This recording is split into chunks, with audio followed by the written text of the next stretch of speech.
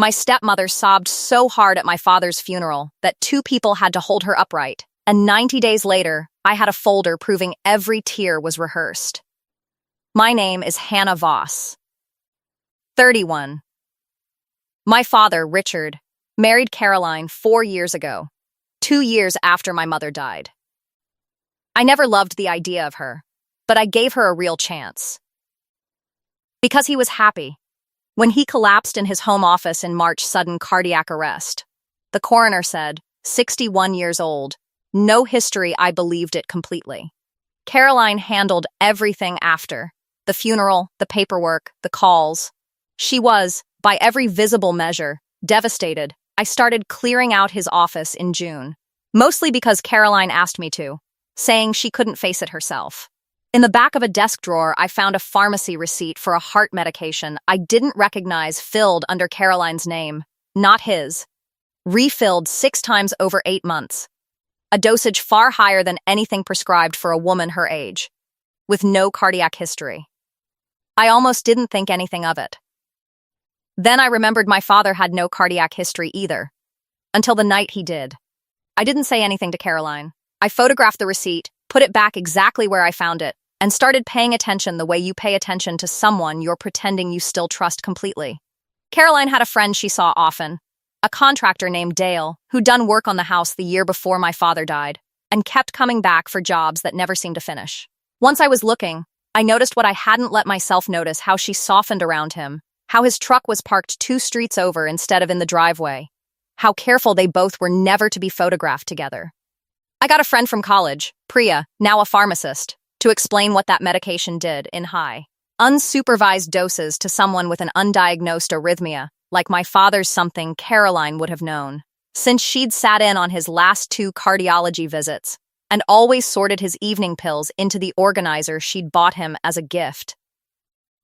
I kept coming to Sunday dinners. I kept hugging her at the door.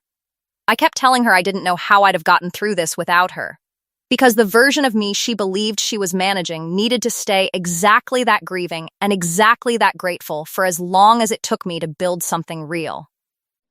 It took 3 months.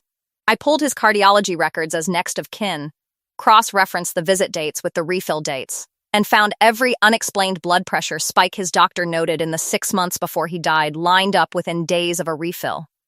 I found the deed transfer Caroline had quietly filed 4 weeks after the funeral, moving the house his house, meant for me under his old will into her name, using a beneficiary form she said he'd updated right before he passed. I took that claim to Marcus Feld, the estate attorney who'd actually drafted my father's real will 2 years earlier.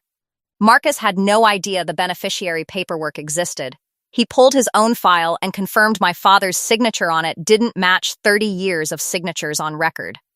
I brought all of it, the receipts, the records, the forged beneficiary form, and a private investigator's photos of Caroline and Dale together, time-stamped the week before my father's death, at his own kitchen table while he was, per his own calendar, out of town to Marcus's office, and asked him to call the county's financial crimes unit before I ever said a word to Caroline directly. The last dinner I had with her, I already knew detectives had her pharmacy records and were requesting an exhumation order. She cried again that night, the same performance, hand on her chest, telling me how much she missed him. I let her finish. Then I told her Marcus had found the forged signature and watched every muscle in her face stop moving at once. "I don't know what you're talking about," she said, too fast. "The signature doesn't match 30 years of his handwriting, Caroline. Neither does the timeline on the refills." She tried grief again, then confusion, then anger, each collapsing faster than the last, until Dale's name left my mouth and she went silent in a way that told me everything the documents hadn't. She was arrested 6 weeks later, after the exhumation confirmed toxic medication levels no accidental overdose could explain.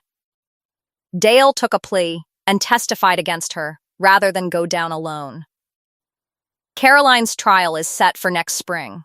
The house is mine again, under my father's real will, the one she never knew I'd already confirmed with the one person who'd actually written it. She cried the hardest at his funeral because she knew exactly what she'd done and exactly how well it was working. I just made sure it stopped working before she got to keep any of it.